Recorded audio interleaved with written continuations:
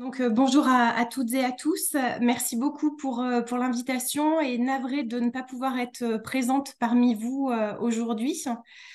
Je vais me livrer à une présentation du principe pollueur-payeur, dans une dimension plutôt juridique. Alors, il est vrai que le principe pollueur-payeur est consacré à l'échelle internationale, européenne et nationale. Donc finalement, c'est un principe qui est quand même aujourd'hui solidement ancré dans le paysage juridique. Alors à l'échelle internationale, le principe pollueur-payeur est formulé pour la première fois dans le cadre d'une recommandation de l'Organisation de coopération et de développement économique. Nous sommes en 1972. Puis à partir des années 80, le principe pollueur-payeur est consacré dans plusieurs textes contraignants. Alors, à l'échelle européenne, le principe pollueur-payeur apparaît parmi les principes directeurs de la politique de l'Union dans le domaine de l'environnement. Pour ce qui est enfin dernier échelon du droit interne, donc du droit français, le principe est clairement formulé au sein du Code de l'environnement et précisément au sein de l'article L110-1 du Code de l'environnement, au terme duquel les frais résultant des mesures de prévention, de réduction de la pollution et de lutte contre celle-ci doivent être supportés par le pollueur. Alors, pour ce qui est de son intégration au sein du bloc de constitutionnalité, la doctrine juridique est partagée sur la question. Vous avez une première thèse qui est avancée et qui consiste à considérer que le principe pollueur-payeur est décliné au sein de la charte de l'environnement dans ses dimensions préventives et curatives au sein précisément des articles 3 et 4 de la charte de l'environnement. Donc pour rappel ou pour information, l'article 3 de la charte de l'environnement dispose que toute personne doit, dans les conditions définies par la loi, prévenir les atteintes qu'elle est susceptible de porter à l'environnement ou à défaut en limiter les conséquences. Quant à l'article 4 de ce même texte, il dispose que toute personne doit contribuer à la réparation des dommages qu'elle cause à l'environnement dans les conditions définies par la loi. Donc, quand bien même le principe n'est pas expressément formulé au sein de ces deux articles précités, une partie de la doctrine considère qu'implicitement, on retrouve le principe pollueur-payeur. La seconde thèse qui est avancée par la doctrine juridique consiste à dire qu'au contraire, si la charte de l'environnement ne se réfère pas expressément au principe pollueur-payeur, eh bien c'est tout simplement qu'on a souhaité éviter la consécration constitutionnelle d'un droit à polluer en payant. Et pour cette même partie de la doctrine, ça évite aussi le risque de confusion avec la question de la réparation des dommages causés à l'environnement. Alors, il est vrai, et j'aurai l'occasion d'y revenir un petit peu plus tard, que le pollueur du principe pollueur-payeur ne se recoupe qu'imparfaitement avec le responsable au sens juridique du terme en droit de la responsabilité. Alors déjà, en 1992, l'OCDE soulignait qu'il ne s'agit pas d'un principe de responsabilité, car il ne désigne pas le responsable de la pollution au sens juridique. Donc, tout en étant reconnu comme un principe juridique par l'OCDE, le principe pollueur-payeur apparaît avant tout, et là je reprends les termes de l'OCDE, la formulation en tout cas de l'OCDE, le principe pollueur-payeur apparaît avant tout comme un principe économique visant l'imputation des coûts associés à la lutte contre la pollution. Alors, cette assise économique du principe pollueur-payeur, qu'elle soit clairement affirmée par l'institution qui l'a vu naître, il n'y a là rien de surprenant. On va voir que cette assise économique du principe, elle est aussi clairement reconnue par la doctrine juridique, puisque quand on prend la plupart des manuels et des ouvrages en droit de l'environnement, la doctrine reconnaît que l'énonciation du principe repose sur les théories libérales néoclassiques. Et la doctrine présente d'ailleurs habituellement le principe comme fondé sur la théorie économique d'internalisation des externalités négatives ou l'analyse coût-bénéfice. Alors, il faut quand même préciser que ce rattachement ne va pas de soi à la lecture des textes de droit interne, puisque si je reprends l'article du Code de l'environnement qui consacre le principe pollueur-payeur et que j'évoquais précédemment, il n'utilise pas formellement l'expression internalisation des coûts, comme le font certains textes internationaux, comme la déclaration de Rio de 1992. Alors effectivement, le Code de l'environnement, lui, se contente d'évoquer les frais devant être supportés par le pollueur. Alors, la reconnaissance de l'assise économique du principe pollueur-payeur par la doctrine juridique, ce n'est pas quelque chose qui est contestable en soi. Euh, et c'est un petit peu aussi toute la difficulté peut-être du principe, ou en tout cas sa particularité, c'est qu'il est le fruit d'une rencontre entre des volontés de différentes natures, volontés politiques, économiques, juridiques, et entremêlées, elles rendent son décryptage délicat. Alors, il faut aussi souligner que les diverses influences qui irriguent le principe pollueur-payeur font de lui un concept mobilisateur, puisque malléable d'une certaine manière, et puis aussi ouvert aux interprétations les plus diverses. Et Flore Berlingen le soulignait en introduction, c'est vrai que d'une discipline à une autre, il se peut aussi qu'on n'ait pas forcément la même interprétation du principe. Alors en soi, il semble difficilement contestable de mettre à mal cette jolie image de l'idée d'internalisation de coûts externes. Elle semble effectivement assez séduisante de prime abord. Elle ne génère pas véritablement de crainte, pas plus que la formulation du principe selon lequel celui qui pollue est aussi celui qui supporte les coûts liés à cette pollution.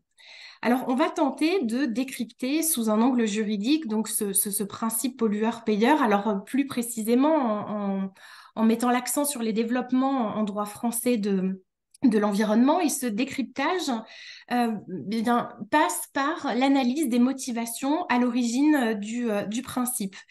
Alors pour ce faire, et de manière non surprenante eu égard à cette chronologie que je viens de rappeler brièvement, je vais m'appuyer sur les propos d'un économiste qui est Olivier Godard, selon lequel le principe pollueur-payeur, en tant que norme sociale liant plusieurs inspirations, reflète des préoccupations majeures de l'ordre économique et social contemporain dans les sociétés occidentales à économie de marché.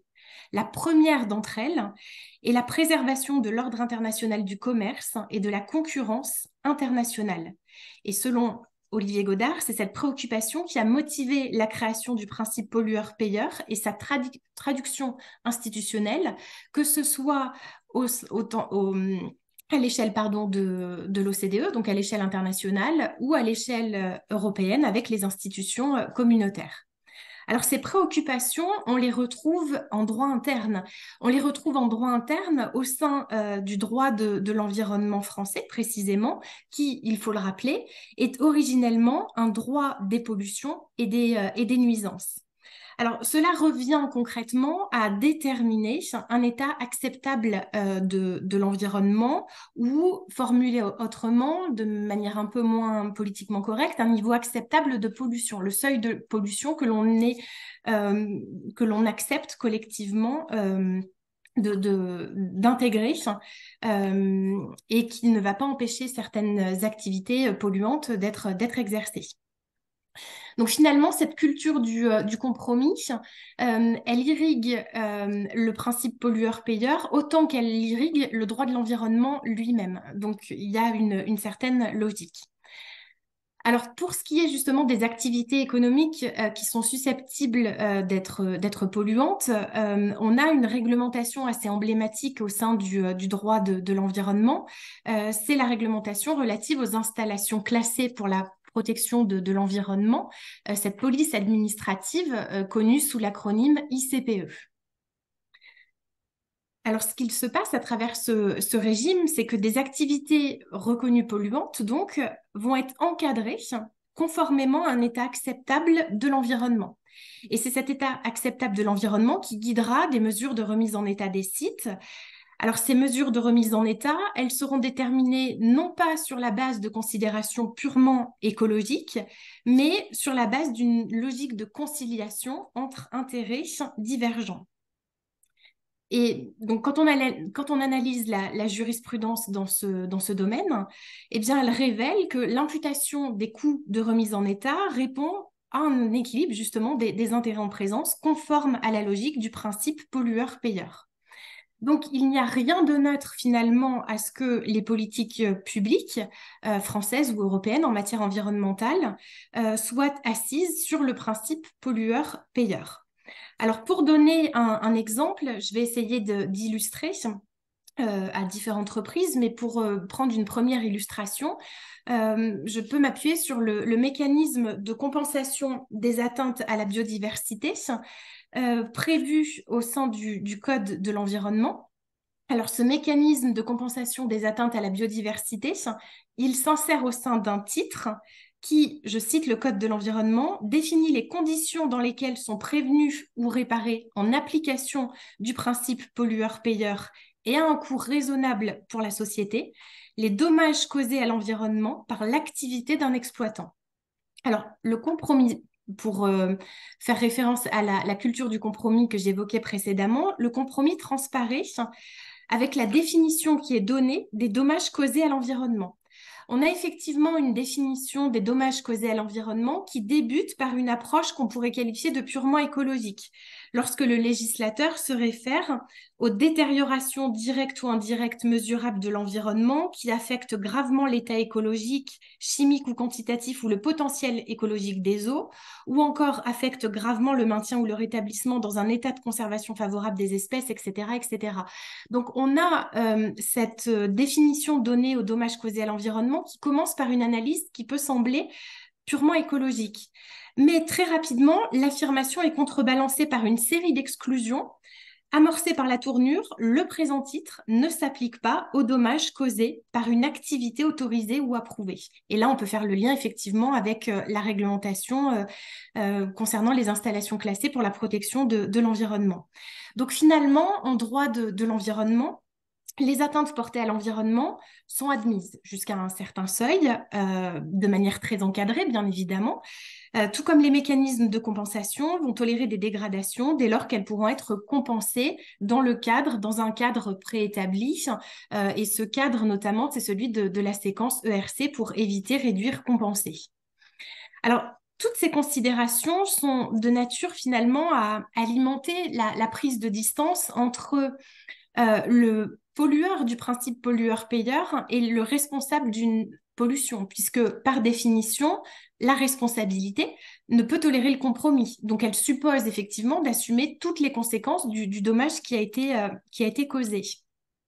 Alors, cette prise de distance entre le pollueur du principe pollueur-payeur et le responsable d'une pollution au sens du droit de la responsabilité, cette prise de distance, donc, elle est confortée également par le constat selon lequel, en droit, il est possible que l'on recourt à la notion même de responsabilité sans qu'elle soit forcément significative. Et on peut songer à la désormais bien connue RSE pour responsabilité sociale ou sociétale des entreprises. Alors, plusieurs analyses confirment sa propension à alimenter des comportements qui peuvent relever de ce qu'on appelle le greenwashing pour être très, très clair. Donc, attention aussi quand on inclut le terme responsabilité dans certains dispositifs. On peut penser aussi à la responsabilité élargie des producteurs si on rentre dans une perspective un petit peu plus critique. Alors, je ne développe pas davantage cet exemple, j'espère pouvoir y revenir juste après, pour ce qui est des filières de responsabilité élargie des producteurs. Donc, finalement et paradoxalement, les raisons qui ont conduit à une généralisation du principe pollueur-payeur sont celles qui, aujourd'hui, semblent permettre d'entrevoir les limites de ce principe. Alors, à cette fin, il est intéressant de s'appuyer sur les constats effectués par la Cour des comptes européenne, qui, là encore, été évoquée en introduction de cet après-midi. Alors en 1992, la Cour des comptes européenne effectuait le constat suivant lequel le coût environnemental ne peut être systématiquement supporté par la collectivité, mais doit davantage être pris en charge par l'activité qui le provoque.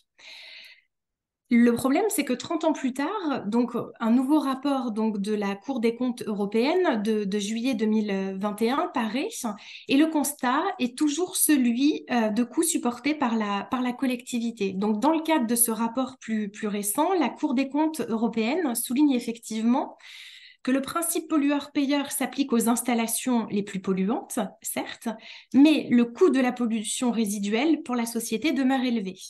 Elle relève encore que la législation en matière de déchets tient compte du principe pollueur-payeur, mais ne garantit pas que les pollueurs prennent en charge l'intégralité des coûts de la pollution. Elle souligne encore que les pollueurs ne supportent pas davantage l'intégralité des coûts de la pollution de l'eau, etc. Donc, il est douté aujourd'hui, on peut douter aujourd'hui que ce principe soit mis en œuvre à un coût raisonnable pour la société. Et là, je reprends les termes du droit, du code de l'environnement, du droit de l'environnement, euh, qui consacre donc le principe.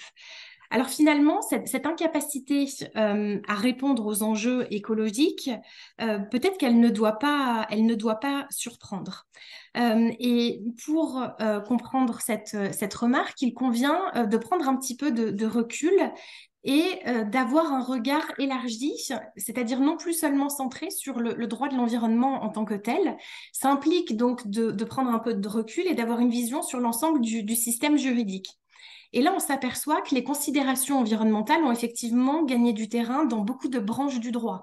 Donc, par-delà le droit de l'environnement et ses évolutions, on peut penser, donc, pour ce qui est du seul droit économique ou droit des affaires, au droit des sociétés, au droit des entreprises en difficulté ou encore au droit de la consommation. Donc, toutes ces branches du droit intègrent aujourd'hui les enjeux environnementaux. Néanmoins, aussi louables puissent être les intentions du législateur dans toutes ces branches du droit, et notamment et particulièrement en droit de l'environnement, je pense que les intentions du législateur seront limitées, voire s'aborder, s'il ne va pas au bout de la logique et que les évolutions qu'il veut voir portées par les acteurs économiques, il ne les traduit pas dans leur logique interne, leur architecture interne. Et c'est quoi aujourd'hui, et de manière depuis toujours d'ailleurs, l'architecture interne des entreprises, des acteurs, c'est la comptabilité, la question comptable. Et aujourd'hui, effectivement, on s'aperçoit que malheureusement, ce levier d'action qu'est la comptabilité n'est pas un levier utilisé dans les politiques publiques en matière environnementale. Et ça, c'est finalement assez regrettable parce que on voit que le droit comptable, parmi toutes les branches du droit, c'est celui qui accuse un retard certain pour ce qui est de la prise en compte de l'intégration des enjeux environnementaux. Donc aujourd'hui, on a un droit comptable qui est très en retard par rapport aux autres branches du droit. Donc ça veut dire qu'on a l'affichage en droit de l'environnement, par exemple, d'objectifs, et on en a de plus en plus dans les législations en matière environnementale. L'exemple assez emblématique qui me vient spontanément à l'esprit, c'est l'objectif zéro artificialisation nette avec la loi climat et résilience, la loi française climat et résilience, qui s'inscrit aussi dans une politique de l'Union européenne. Donc c'est très bien qu'on ait ces objectifs qui s'affichent en droit et ces ambitions du droit en général, du système juridique en général, mais est-ce que le droit se donne les moyens de ces ambitions? Donc là, ça met sur le devant de la scène aussi la question des coûts. Et ça, c'est une question comptable aussi qu'il faut être capable de poser sur la table. Alors pour le dire très rapidement, je voudrais évoquer justement en guise d'illustration le mécanisme de responsabilité élargie des producteurs, donc le mécanisme donc, des filières REP, qui est appliqué justement par référence au principe pollueur-payeur. Donc l'idée, c'est que les producteurs responsables de la mise sur le marché de certains produits sont chargés de financer ou d'organiser la gestion des déchets issus de ces produits. À cette fin, notamment, alors ils peuvent verser une éco-contribution qui sera versée par les producteurs à des éco-organismes. Et quand on rentre dans une analyse comptable de la réception de ce coût que représente pour les producteurs l'éco-contribution, on s'aperçoit justement que par cette logique qui consiste à internaliser des externalités dites négatives, Le producteur, en fait, va intégrer ces externalités dans ses coûts, mais finalement, il va continuer de polluer tant que le bénéfice qu'il tire de la pollution demeure supérieur à l'estimation des dommages. Et c'est là aussi qu'on voit que les acteurs économiques, ils vont rester dans une analyse purement financière de ces coûts et ils vont pas intégrer des considérations autres que financières comme leurs impacts concrets qui peuvent être causés à l'environnement. Et pourtant, on a des modèles alternatifs qui se développent dans le vaste champ dit des comptabilités écologiques. Par exemple, le modèle CARE qui prévoit l'intégration de ces impacts environnementaux. Et là, on est effectivement dans des dispositifs qui pourraient permettre de voir évoluer concrètement les comportements des acteurs économiques avec une intégration dans leur architecture interne, justement. Alors, je ne veux pas non plus développer davantage et aller trop en avant, puisque ces aspects-là, purement comptables, seront développés par Alexandre Rambaud en fin de journée. Donc, je m'en arrêterai là. Mais simplement, je dirais que, voilà, aujourd'hui, on s'aperçoit qu'il y a beaucoup d'ambitions affichées par le droit et des objectifs donc de plus en plus chiffrés. On s'aperçoit également qu'on a donc une politique assez ambitieuse à l'échelle de l'Union européenne. En témoigne donc le pacte vert européen. Et ces politiques-là, elles font naître des besoins pour les acteurs. Donc, si on pense par exemple donc, au carbon farming, qui vise à répertorier les méthodes agricoles permettant de fixer le CO2 dans les sols, on voit que ça fait naître des besoins pour les acteurs économiques. Et on voit aussi la dimension absolument nécessaire de penser ces évolutions et ces nouveaux outils, ces nouveaux mécanismes de manière corrélée avec les questions comptables, parce que ça va créer des besoins de comptabilisation pour les acteurs. Et puis, ça pose la question de savoir comment justement on va comptabiliser, comment on va faire intégrer ces mécanismes dans la comptabilité interne des acteurs économiques. Et là, il n'y a pas forcément un modèle à prendre en compte, il y a plein de modèles, au moins deux grands modèles. Je rentrerai pas plus dans les détails, peut-être qu'on pourra en reparler à l'occasion des échanges, mais ça implique au préalable d'avoir conscience aussi de ces voies alternatives et donc de ce levier qui est le levier comptable qui pourrait venir de manière complémentaire à un levier qu'on utilise beaucoup qui est le levier fiscal. Voilà. Je suis désolée si j'ai été un petit peu trop longue. Je vous remercie pour votre attention.